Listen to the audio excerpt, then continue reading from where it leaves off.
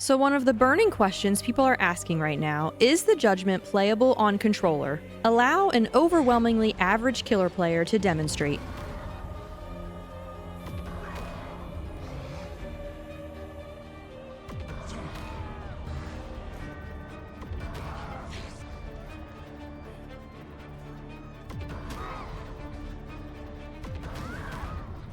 Yes, I was surprised too, but I can assure you those are actually me. I didn't really follow the making of the Grimoire chapter, and I didn't play the PTB when it was out. The consensus seemed to be that the Judgement would be really hard to play on controller. I have 1.3k hours in DBD, about 75% being on Survivor, and have been historically traumatized by ranged killers. I'm looking at you, Jason.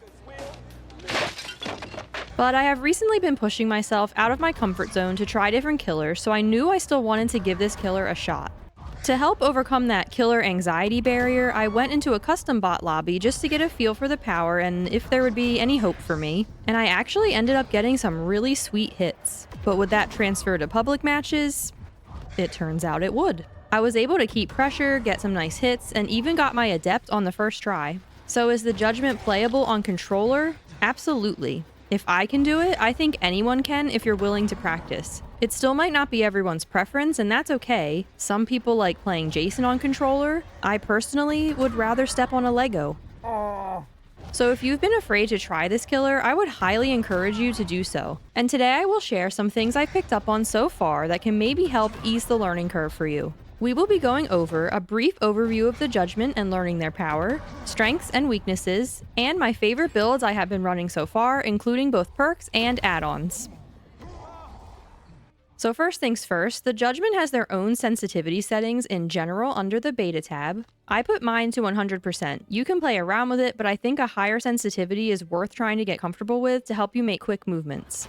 The Judgement's main ability is called Divine Light. Essentially, you can cast a column of Divine Light that can damage and inflict heresy on survivors. It doesn't do damage immediately though, you need to hold it for a brief time, about 2 seconds. I also heard that you can wait for the little ball in their hand to kind of start moving and has like energy coming out of it, but I have also been able to release it right before you even see that animation and still do damage, so it's about 2 seconds. You start to kind of get a feel for it. And the longer you hold it, it will do damage faster from the spot you release it, and the cast will go farther. Survivors get an audio cue when you start casting, and then they can see the beam approaching them, so that does often allow them the opportunity to dodge. When you're hitting from longer range, you can try to release it as close as possible to the target so they will have less time to react. Mid to close range can be trickier because if they are really close, you won't be able to just send the beam forward or it won't do damage. So that is why you will often see people turn around and start the cast from behind them and then turn around to direct it forward. On controller, that can be even more difficult and also a little nauseating if you have motion sickness like I do, but I actually was having a lot of success just turning off to the side to start it and then dragging it across in front of me. It's still tough to pull off, but feels great to get the hits on small loops. Also, you can get hits on different floor levels. I originally didn't think you could and kind of screwed myself. It can be janky at times, getting stuck on things or not going to the level you intended, but it can make for some really strong hits on maps like RPD or Gideon's. So when you down a survivor who is inflicted with heresy, you can send them to exile. This is an alternative to the traditional hook, and the survivor is sent to a realm where they have to dodge beams of light and can also collect exiled souls with the Searcher's Pendant, which basically increases their unhook protections for each one. But importantly, exile is not exactly the same as hooking, so kind of like Pyramid Head's cages, it will not work with any perks related to hooking and unhooking.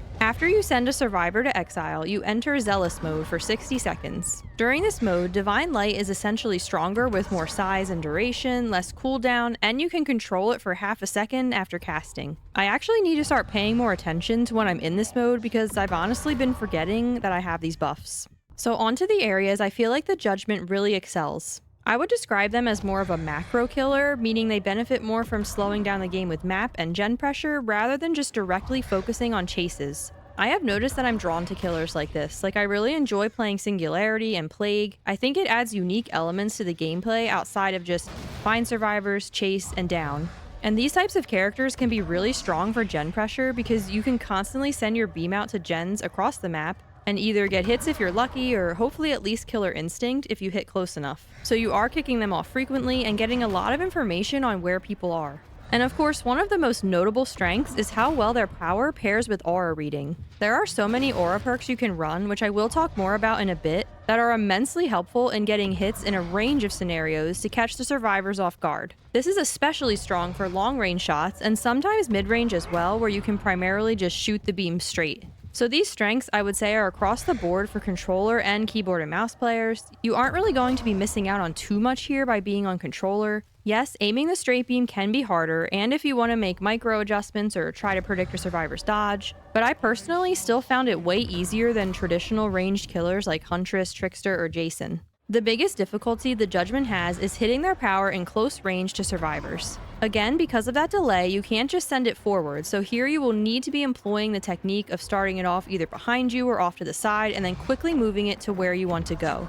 I think this is a challenge for everyone, but maybe a bit harder on controller. It is also a lot easier for survivors to dodge the beam this close up. I think you can really hurt yourself here by committing to close range chases. I have still been doing it a lot because I think it's worth practicing so you can improve, but knowing that there's a high chance you will lose the game if you do so.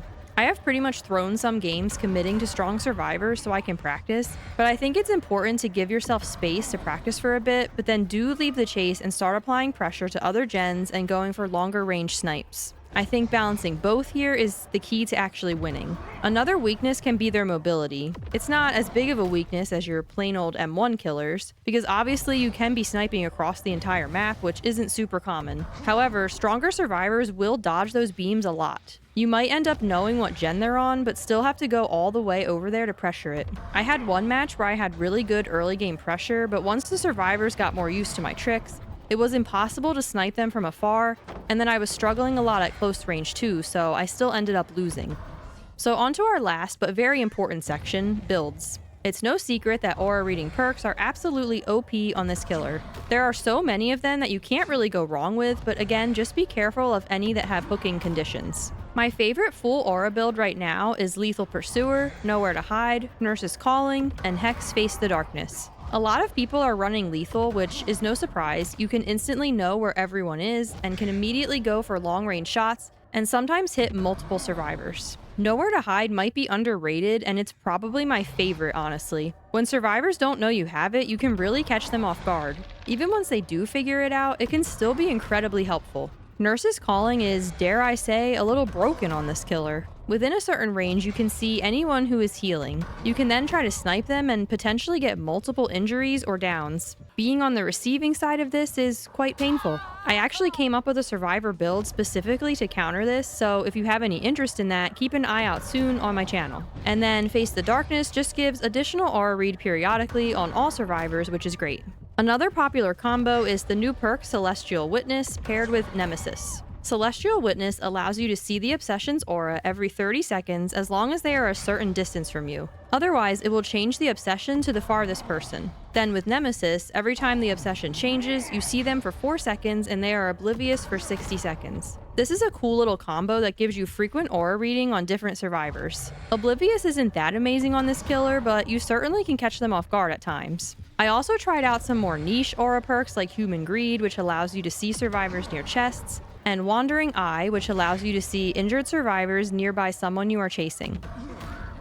Discordance can also be really good for information on what gens are being worked on, or Hex Hive Mind can also be good. I didn't try out too much for gen regression, but I know Ruin is fairly popular. It definitely can be good for regression when you are constantly kicking survivors off gens. It doesn't really work that well with my beloved Nowhere to Hide though. I also use the new perk Lay Waste, which makes gens regress 2% faster for each charge they have when you damage them. It's not really that amazing, but it works well since I like to kick gens for Nowhere to Hide. There are of course a number of other perks and builds you can run for sure, but these have just been my favorite so far. And lastly, a very important part of the build, add-ons. Honestly, trying to understand some of these add-ons may be above my pay grade, but I did give several of them a shot. The eerie mirror of creators that reflect the beam off 2 structures is absolutely unhinged. I'm sure there are people that will master the physics of this, but I managed to get some really cool hits just going off hope and vibes.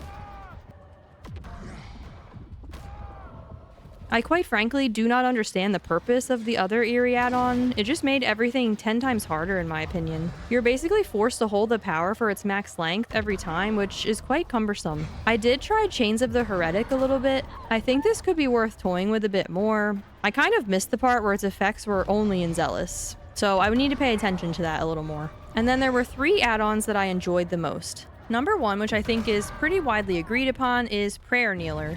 It decreases the speed of the Divine Light significantly when it is obstructed. So for example, say you're behind a small structure at a loop, it allows you to start casting it kind of against that structure and then reposition from there. So you don't have to always start it behind you or off to the side so far away. It makes it immensely easier to control without it just going off into the distance all over the place. Mark of the Adherent I also thought was decent. It increases the Divine Light radius while not in Zealous, so that can help a little bit with getting hits on survivors. I actually almost missed out on Order of the Inquisition, but just tried that out today. When you first start your cast, it has a smaller radius, which then becomes larger over 1 second. The radius is larger than Mark of the Adherent, and I felt like it was pretty helpful, even on close range shots, as long as you make sure you can hold it for that 1 second. So there's still probably a lot more to learn here, but these were my 3 favorites. So overall, is the Judgement playable on controller? Again, I say, they 100% are. There is definitely a learning curve, but I think that's across the board for everyone, not just controller players. Considering I went into this fully expecting to struggle hard and close DBD for 2 weeks, I was pleasantly surprised by how much fun I've been having. New Judgement main? I don't know about that, but we'll see. So if you've been avoiding the Judgement because you're worried about playing them on controller, I definitely think it's worth giving it a shot. For those who have been deep in the trenches with me, feel free to share any tips or builds you found helpful because I'm just still figuring it out too. I hope you enjoyed the video and found it helpful. Feel free to check out my channel and subscribe if you would like. I've got a little bit of everything over here and do plan to keep doing more killer content. But like I mentioned earlier, I am going to be posting a video on my favorite survivor build to counter the Judgement, so stay tuned for that. I hope you have a good one, and thanks so much for watching.